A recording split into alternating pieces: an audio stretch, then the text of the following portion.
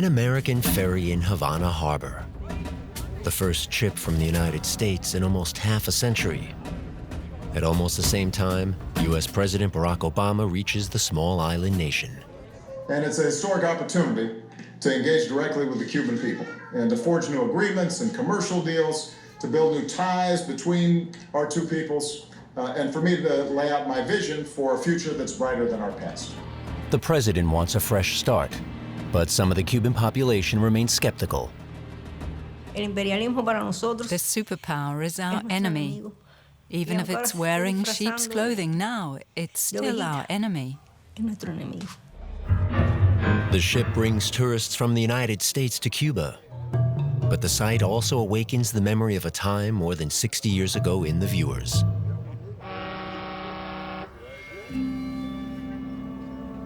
Back then, warships circled the island threateningly. An attack by the United States was imminent. The United States are behind all activities directed against Cuba. Intelligence services are suspected by Cubans of having carried out covert operations against their country for many years. Bombings, even bacterial warfare. I grew up without a father and became part of this big family who were all victims of terrorism. Starting in 1961, there was a veritable mass exodus from Cuba. My brother left Cuba on one of these flights of freedom. I said goodbye to him together with my parents. My poor brother was 7 years old, and I saw how he was struggling not to cry. He had glassy eyes and held back his tears. Over 14,000 Cuban children have left their families by a secret route. The operation, known as Peter Pan, leaves a part of Cuban society with traumatic memories. Cubans have to date been unable to unequivocally prove allegations of involvement by the United States. Nevertheless, the accusation continues to this day to influence its picture of history and its relationship with the United States.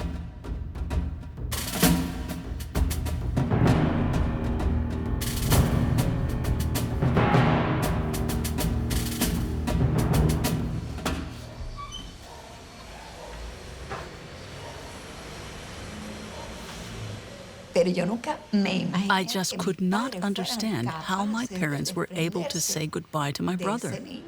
He was still so small and vulnerable. My parents were so loving and good, responsible parents, which is why I simply could not understand it. I began to investigate everything that had to do with Operation Peter Pan because I wanted to understand, especially understand my parents. Marina Ochoa spent her childhood in pre-revolutionary Cuba.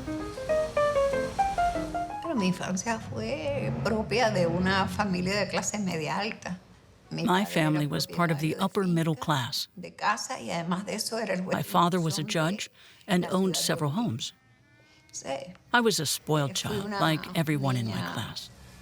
Mimada, como todas las de mi clase, la burguesía de Holguín era una burguesía que procedía. The attitude of my family was shaped by their wealth. Y la idiosincrasia era de ese mismo tipo, o sea, era racista. They were racist, sexist, white, and very reactionary. Blanca y muy reaccionaria.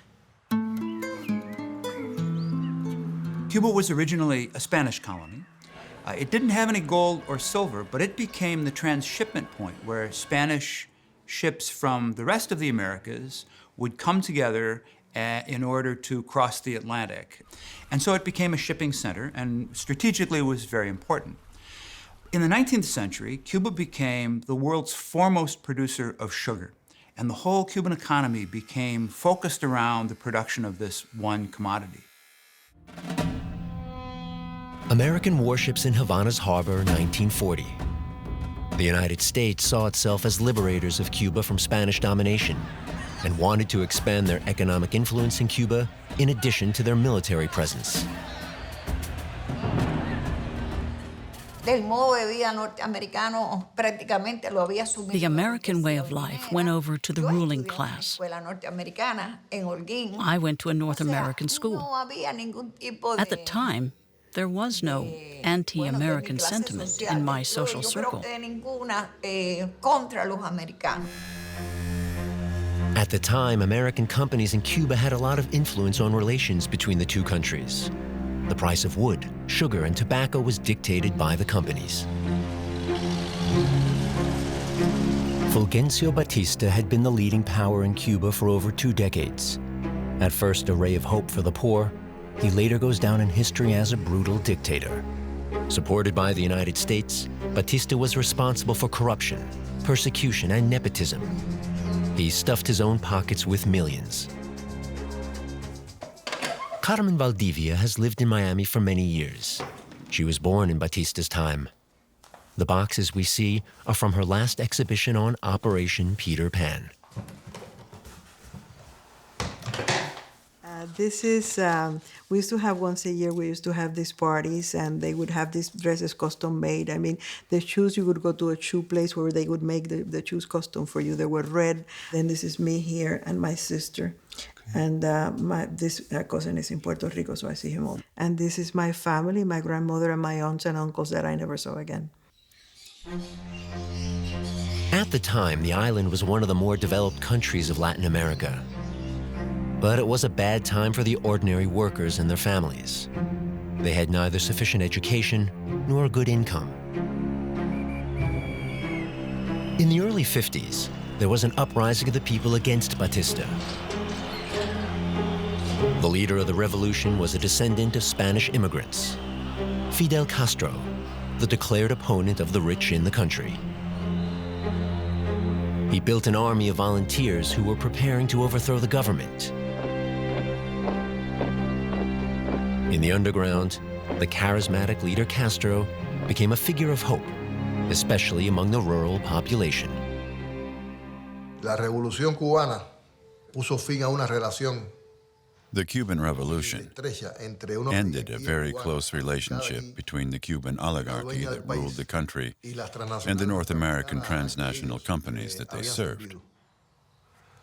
This Cuban upper class imagined it was part of America. In 1959, the dictator Batista was overthrown, and Fidel Castro came to power. His triumph initially triggered great enthusiasm amongst the population.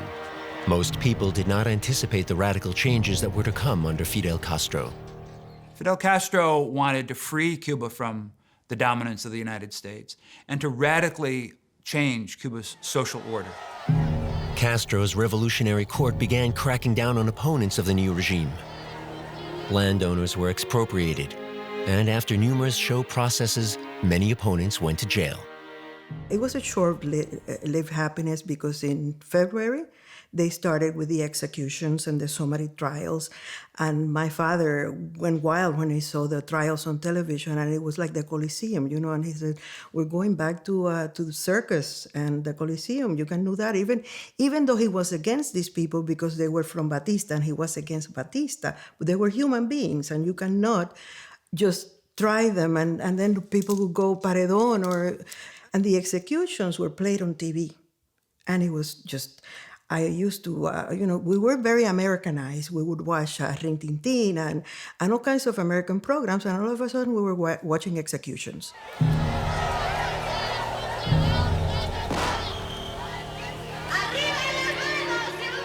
The mood in Cuba changed due to the brutal purges. Those who did business with the United States before the revolution now feared for their existence due to the anti-American sentiment. And so in 1959 and 1960, you had this breakdown of the revolutionary coalition. And Castro at some point decided that socialism and an alliance with the Soviet Union was the only way he could achieve the goals that he had in mind for Cuba.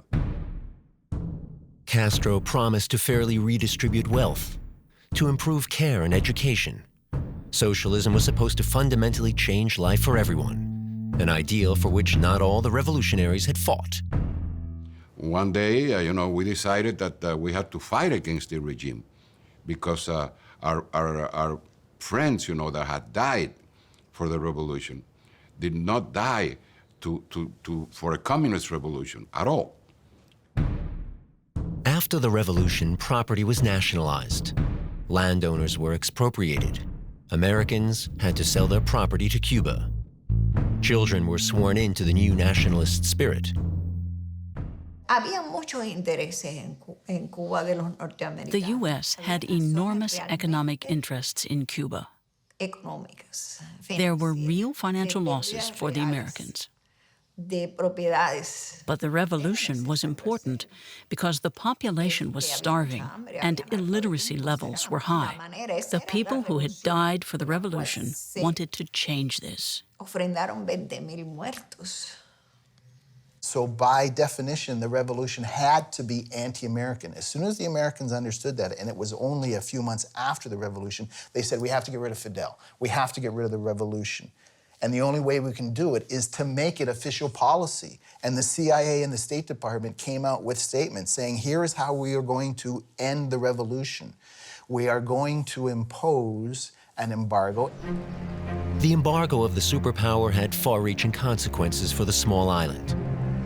Trade agreements were overridden. American refineries were closed. Cuba would starve. The aim was to mobilize the Cuban population against Castro, but the insurgency didn't happen. The United States also had a plan to invade. The military action was intended to overthrow the Cuban government with the help of Cuban exiles. In the history of both countries, this is known as the Bay of Pigs invasion. Well, during the Bay of Pigs, we were part of the groups that went in ahead of the invasion to work with the internal resistance, and that's what we concentrated in at the time. So we participated in passing intelligence to the United States and working with the resistance internally. Unfortunately, we all know the failure of the Bay of Pigs, the lack of support that we got. Brigade fought with tremendous courage, but they ran out of ammunition because all the ammunition they had was those that they landed with. They fought for 3 days like lions. The invasion failed. The attack from the sea was not able to retreat. Castro had an easy time of it. The invading forces lost, having to fend for themselves. When that failed, the CIA continued with paramilitary attacks, but they were more aimed at sabotage, at damaging the Cuban economy, because it was clear that the only way to overthrow the Cuban government by direct military force would be a U.S. invasion, and President Kennedy was not willing to do that. The world was now watching how Cuba allied with the Soviet Union, and Russian nuclear missiles were stationed in Cuba. Negotiations between Russia and the United States prevented a Third World War. At a press conference in 1962, President John F. Kennedy announced the withdrawal of Russian medium-range missiles. The CIA made contact with Cubans who opposed a socialist Cuba. By 1960, the Americans had decided to take the fight against Fidel Castro underground. The beginning of an incredible operation.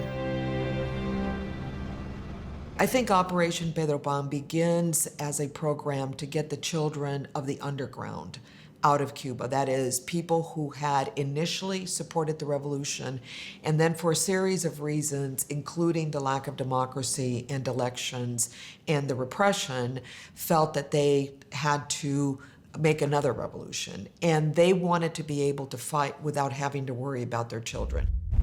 The children of Castro's opponents also arrive in Miami with the help of the United States government. The feeling in Cuba later is that the U.S. only supported those who needed help for one reason. Cuba will be discredited by the emigration of the Peter Pan children.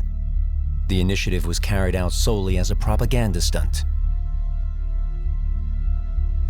The revolution closed all schools for restructuring. And for 8 months, there were no schools, public or private.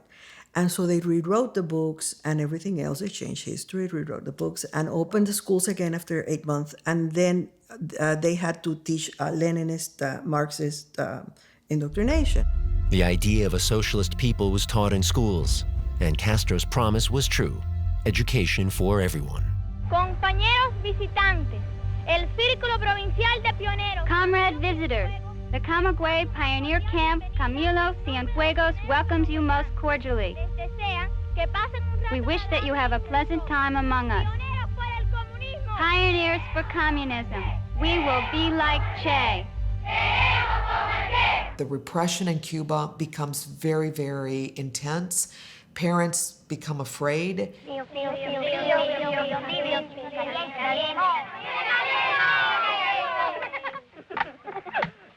Uniéndole el cierre cerrojo en su soporte.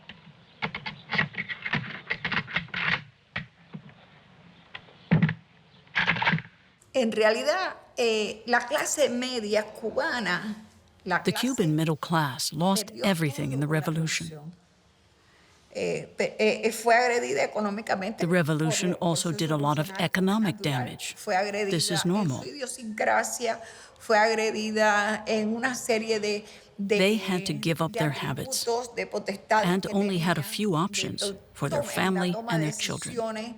Sobre su familia, sobre su descendencia. On the other side, the U.S. government is waging a very intense war against the Cuban government, including a propaganda war, in which they are trying to create disaffection. One of their strategies was to tell Cuban parents that the government was going to take away control over their children. The American radio station Radio Swan also spread this rumor. It was an agitation station that the CIA operated from Cuba's southern coast. It warned of the effects of communism in Cuba with targeted false reports. This propaganda was intended to provoke fear in parents for their children.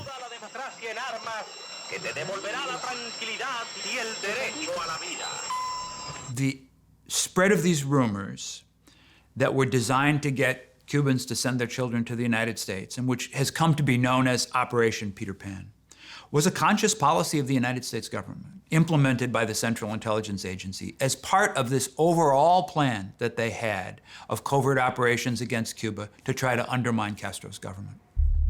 It seems that with the operation of Peter Pan, humanitarian and anti-communist motives have merged. A fake law starts to circulate. A esos efectos, por encargo de la CIA, Álvaro Fernández. To this end, on behalf of the CIA, Álvaro Fernández wrote a fake that looked like a Cuban government paper and that was spread throughout the country. Agents and Catholic priests are said to have distributed the fake document, in which was stated that, from the time of coming into force, the education of those under 20 years of age would be carried out by the Cuban state in the towns. Cuban parents were absolutely terrified that this was true. And the document itself was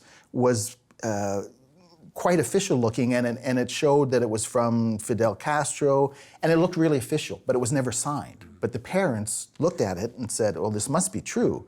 And they were able to be convinced that it was better to send their children out of the country for their safety without any idea what type of life these kids were going to have in the United States. Voluntarily or involuntarily, parents part with their children. Carmen Valdivia is one of those who was taken to the airport by her parents. They only allowed one parent in the airport, so he decided that my mother should be the one to go to the airport with us. And so I went down, and he was in the sidewalk. He had a car waiting, a taxi waiting for my sister and for myself and my mother. And we said goodbye to him, and it's the hardest thing I have ever done in my life, was say goodbye to my father in the street.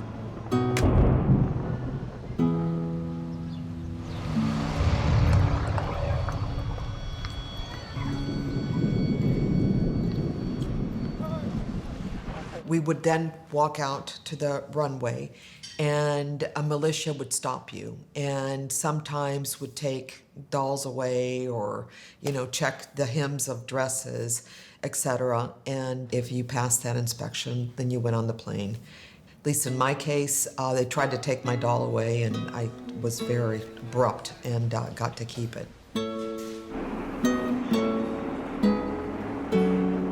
When the exodus of children began, Marina Ochoa was a student. Empezaron a pasar cosas en la escuela.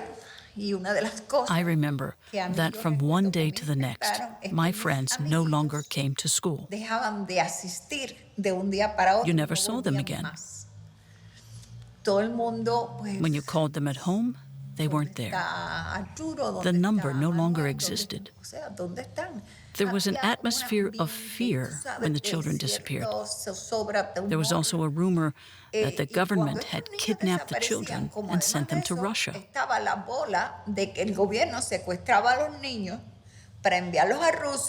In Russia, children are said to be put in uniforms and sent throughout the world as party soldiers, a rumor which seems to confirm the Church's fear of communism. Historian Leo Grand harbors a suspicion that, by request of the relevant authorities, has not been commented upon. And the CIA and the Cuban Catholic Church and the US Catholic Church conspired together not only to propagate this rumor, but then to facilitate people sending their children to the United States.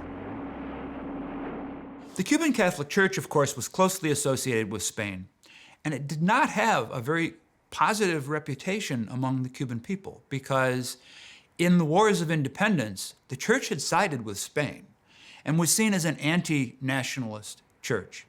The other reason that the Cuban Catholic Church was not nearly as influential as the Catholic Church in many other Latin American countries was because such a large proportion of the Cuban population were former slaves.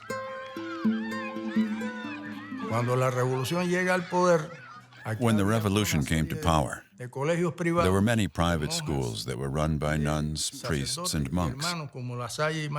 That's where the children of the rich went. In the religious schools, there were no black or mixed-race children.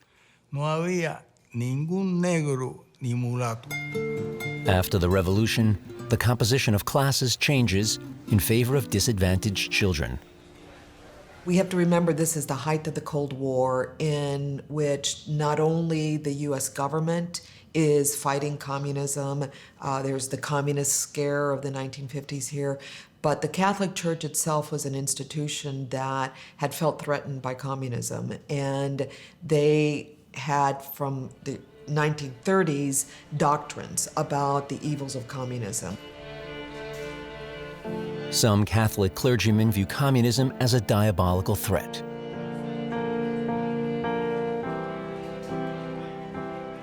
And Castro was able to break the power and influence of the church by expelling all of the clerics who were not of Cuban origin, and that was actually the majority of clerics in Cuba were not Cuban, they were Spanish, and closing down the Catholic churches and creating in Cuba an atheist system.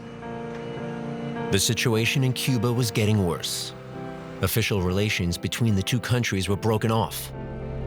The American embassy closed in 1961. Therefore, visas for children could not be issued.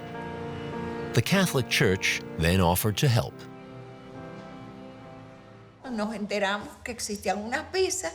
We learned that parents could request visas from the churches. Once the priests had issued them, the children could be sent to the United States. The Catholic Church was commissioned by the U.S. government to issue blank checks for the children's departure. Parents trusted the church. Marina Ochoa was supposed to leave the country in this way, but she did not want to be separated from her parents. So she stayed. It was only her little brother who became a victim of the panic-stricken parents.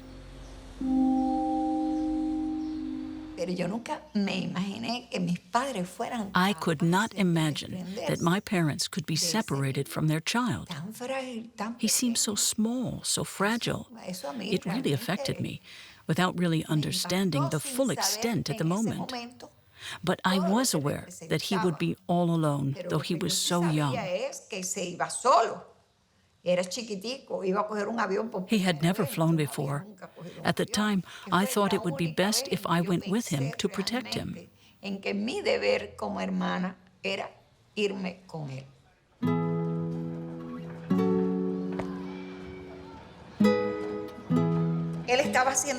He did his best not to cry, but I saw him, and it was a terrible moment.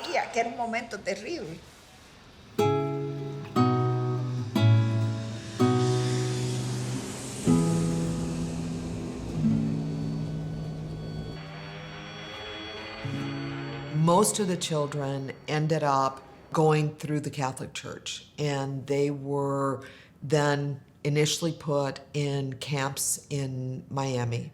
And as the numbers grew, they started to ship children out to orphanages all throughout the United States.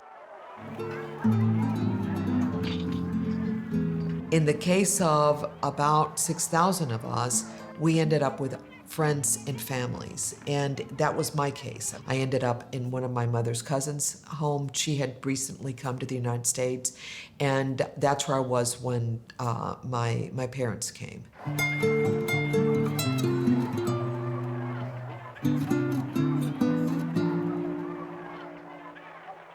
Mi hermano escribía unas cartas. My brother wrote a few letters to my mother in which he only wrote the same words from top to bottom. Mama, come. Mama, come. Mami, ven, de arriba abajo. From top to bottom. Eso te da una idea. That says it all. Y entonces, obviamente, eso era destrozado. It was obvious how he suffered. What child writes such a pleading letter to his mother? Clamando por su mamá.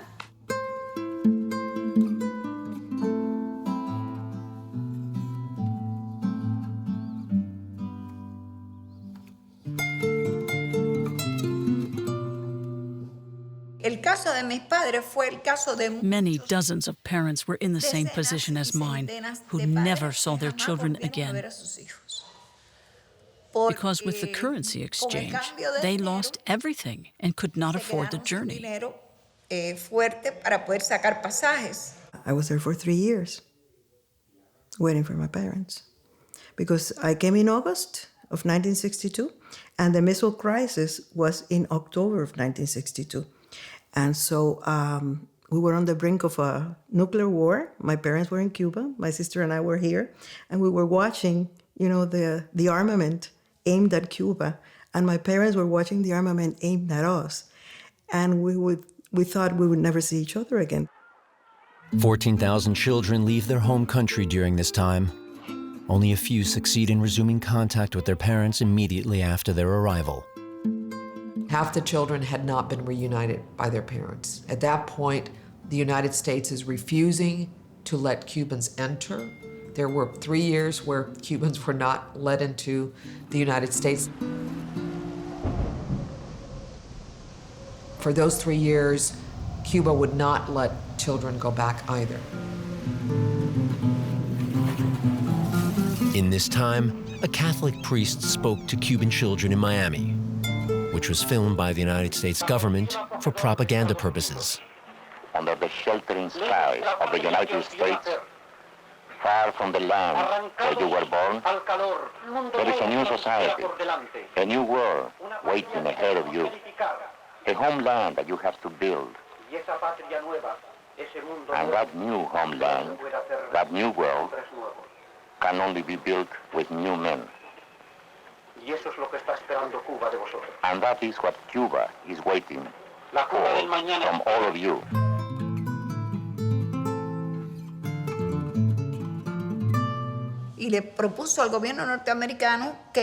A proposal was made that the U.S. provide funds so parents could travel to the U.S. to see their children.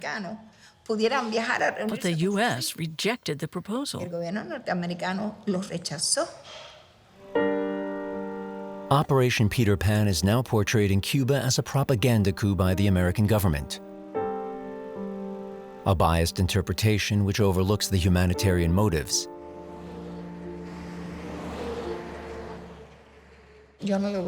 My parents and I never saw my brother again. My parents died in 1994, also from grief. After the refugee camps were closed in the late 60s, all trace of some of the children was lost.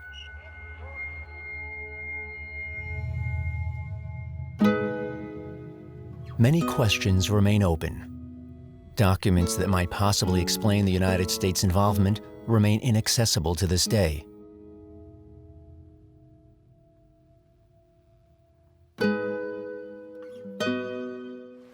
In the aftermath of Operation Peter Pan, the relationship between the United States and Cuba remains difficult. Opponents of Fidel Castro's regime are planning new campaigns against him. The most infamous act of terrorism against Cuba was the bombing of Cubana Airlines in October 1976. It was the first act of air terrorism in the Americas and remains the second worst act of air terrorism after 9/11. But no one knows of this. No one knows of this.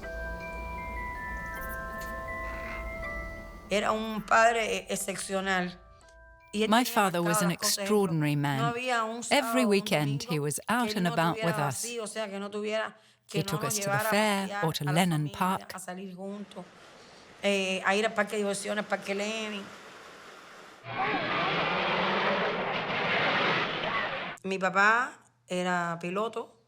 He was a pilot and was part of the Cuban crew, which didn't have many members at the time because of the circumstances. In the 70s, bad things happened. That made us cautious. When I was 10 years old, my father was a victim of 3 attacks, all of which he survived, thank God.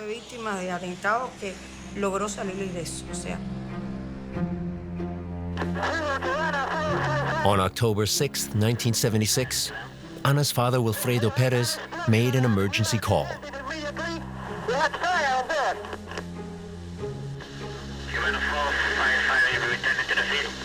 Okay, Silver, Cubana 455. We are requesting immediately landing. Cubana 455, you are clear to land.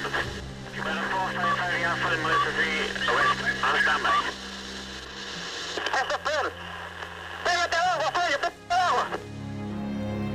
The pilot, Wilfredo Perez, didn't want to endanger the lives of the islanders and decided to stay over the sea until the crash. The majority of those who died were Cubans. The search for the attackers began before the funeral services were over. Shortly thereafter, 2 organizations in the United States confessed to being the perpetrators of the atrocious bombing.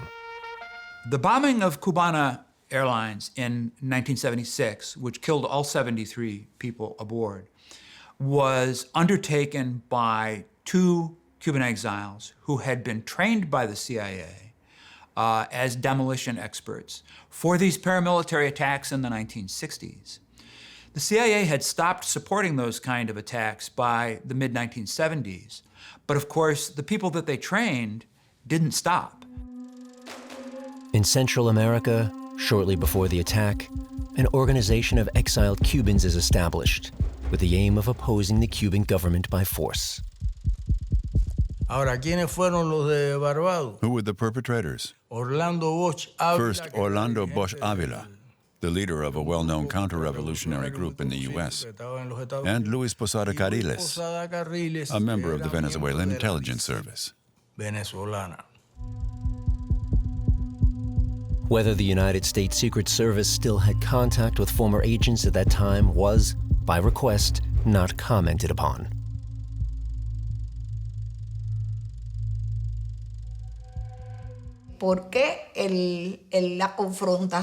Why should a confrontation between 2 different political systems actually lead to a real war? With bombs, invasions, propaganda, mercenaries, and attacks like the one on the plane.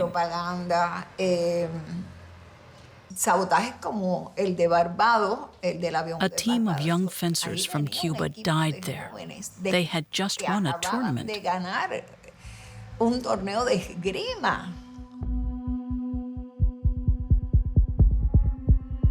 The Americans knew that the crime would take place. At best, they turned a blind eye and did not prevent it. But I think that the connection between them and the intelligence apparatus of the U.S. went beyond that. Luis Posada, who admitted to attacks against Cuba, entered the U.S. unhindered in 2005. Neither Orlando Bosch or Luis Posada Carriles were ever convicted of the bombings. In fact, Luis Posada Carriles still lives in Miami to this day. He's never been bothered, he's never been convicted, he's never been arrested for this. In the Institute for Cuban and Cuban American Studies in Miami, we were given an explanation for the terrorists' possible motives at that time. We lost people during the Bay of Pigs, very close friend of ours. We saw the necessities change the thing in our homeland toward a democracy. That thing have motivated us and all the brigade members all through our life. So we felt it was a responsibility for those who die in the same endeavor that we started to liberate Cuba from communism. And of course, none of us have stopped until we see Cuba free. In 2011, survivors of the Cuban victims asked in an American newspaper why the United States did not detain the terrorists responsible. The only way to make our problem known, to get international help, was to inform the Americans that they were living next door to terrorists.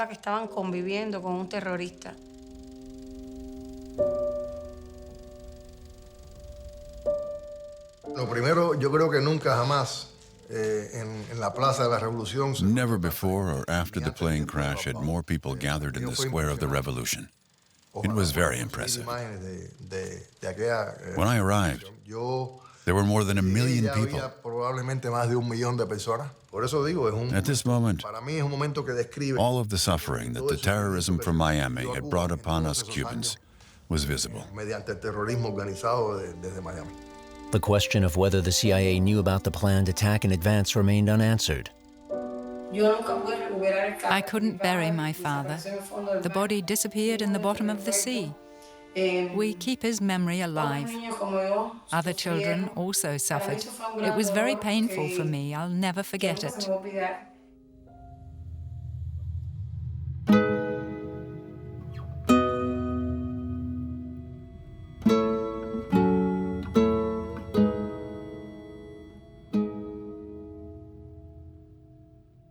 Even at the end of the 70s, the American embassy in Cuba remains closed, and the embargo is still in force.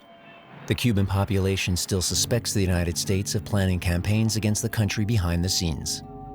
There was a time back in the 1970s during the Nixon administration when it does appear that the United States was involved in spreading in Cuba some bacterial agents that would attack crops to try to do damage to the Cuban economy. Tobacco fields are said to have been contaminated with fungus in order to inflict significant damage on the economy, an accusation to which the United States government has not responded and which remains unproven. Ana Caminero has, however, suffered a heavy loss. Here's a photo of her.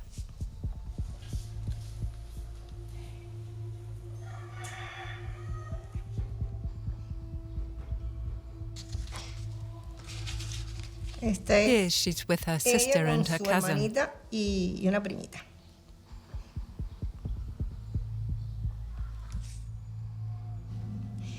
At a birthday party. A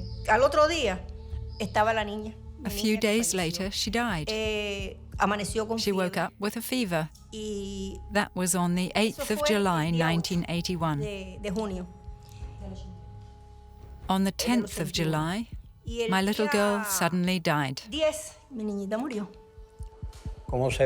you can see the nurse as she cares for the children. There were very small children who were sick. A total of 101 children died. The Cuban professor took the photos at the time. As it turned out, it was the outbreak of an epidemic. Hundreds of thousands fell ill with a mysterious virus. We had to improvise hospitals because we didn't have enough. We had to close schools and turn them into hospitals. Medical experts established that the disease is caused by the dengue fever type 2 virus. This virus is transmitted by mosquitoes.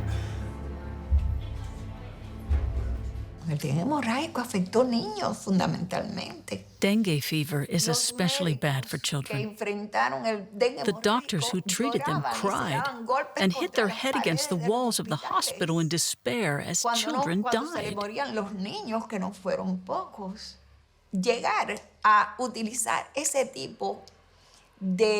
Using this type of weapon against a nation shows that there is something dirty in this society, something corrupt, something rotten.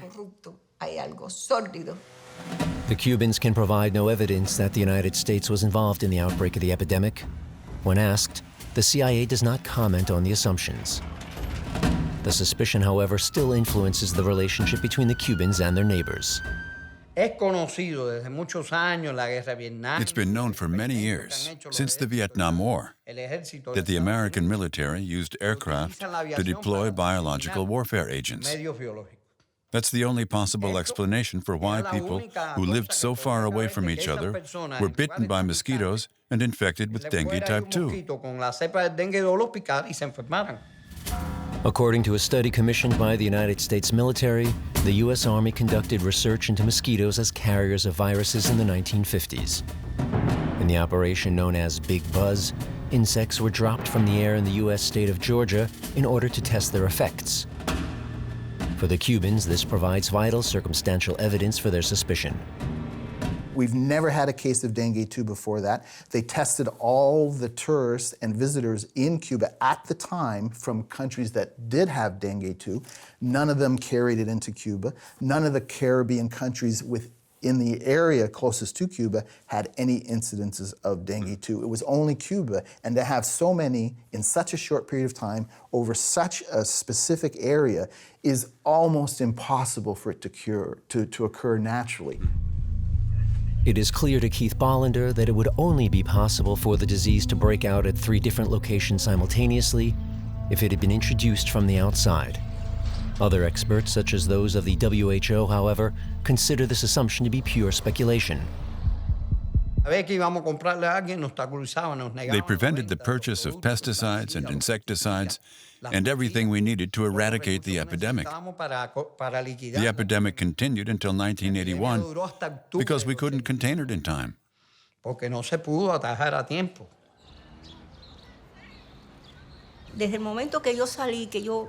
After I buried my daughter,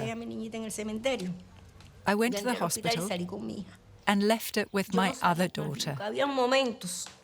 I've kept her close ever since.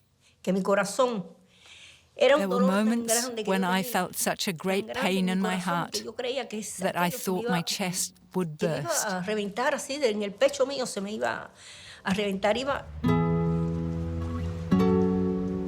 It is no longer possible to comprehend the extent to which America prevented the purchase of pesticides to contain the catastrophe.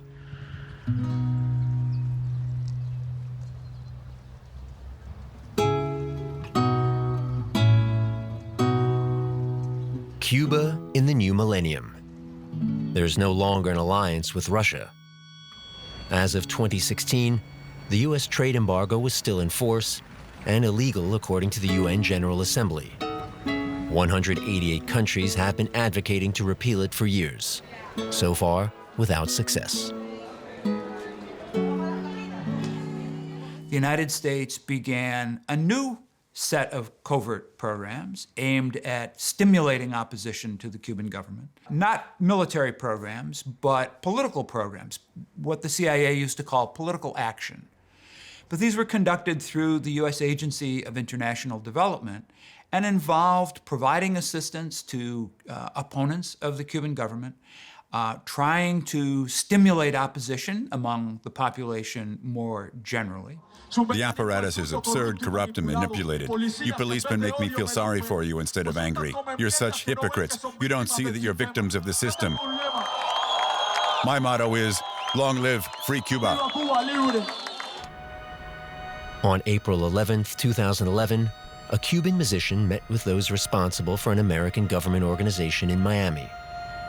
Final agreements were made. The goal was to attract young people in Havana for American interests. And so they went down and befriended a lot of the really talented Cuban musicians who were behind this great hip-hop scene. And it was, like a lot of hip-hop, very politically oriented, and it had real authenticity. The music producers introduced themselves as music producers, not as agents of the U.S. government. Un pueblo que no traiciono y un lápiz de alto calibre, un compromiso progresista que hace que me caguen todas esas putas que se venden y se hacen llamar artistas. Rápido te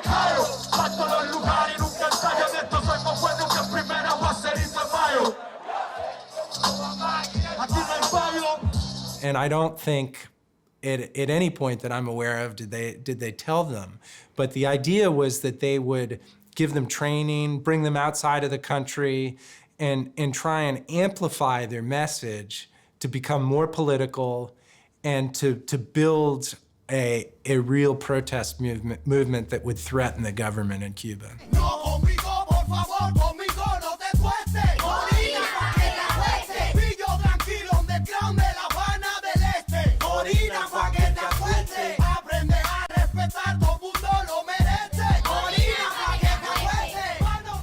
The journalist Desmond Butler revealed the actions of USAID, an American government organization.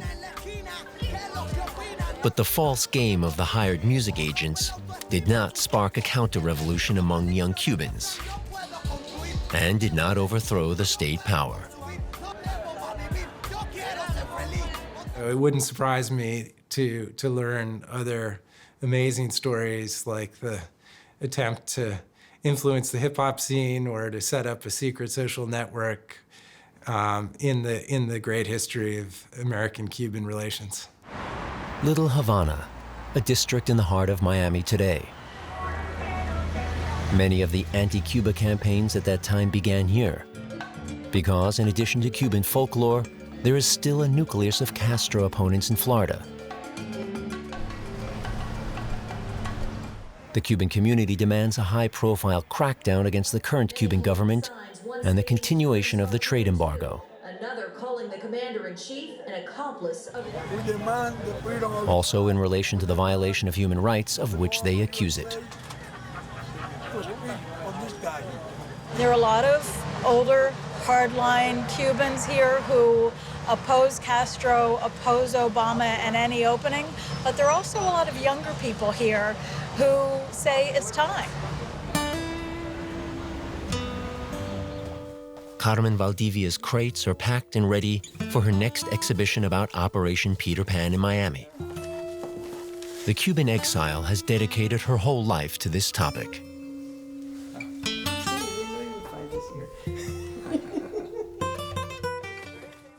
I have never gone back to Cuba. I don't ever, as long as I live, want to see a miliciano. And as long as there are milicianos in the airport in Havana, I'm not going.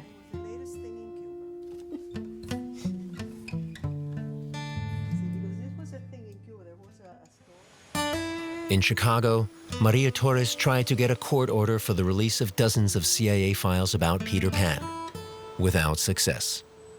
The CIA refused to acknowledge or deny the existence of Operation Pedro Pan.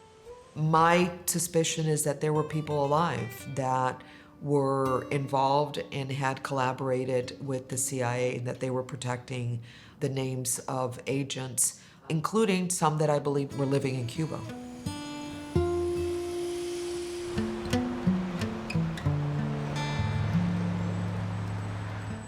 One of the things President Obama said was that it didn't make sense for the United States anymore to be trying to destabilize the Cuban government because we have seen the cost of failed states.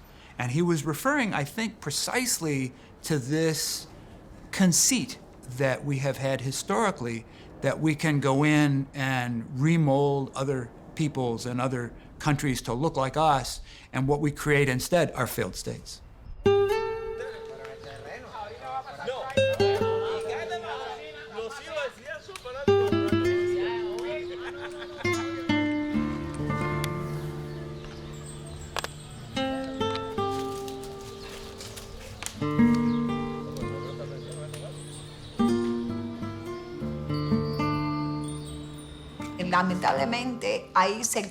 Unfortunately, there are Peter Pan groups in Miami that do not forgive their parents, who see them as perpetrators and feel resentment. But I realized that these parents were victims just as much as the children. They were victims of this terrible, ingenious, and beyond that, even successful manipulation. When the American ferry finally reached the port in Havana, a lot was discussed. A man with a flag spoke the loudest. I'm for a union between the United States and Cuba. I can speak for the people. I'm one of them. The Cuban government and the Cuban people are not the same. With calls of long live free Cuba and the applause of bystanders, the U.S. sympathizer was taken away by the police and released shortly thereafter.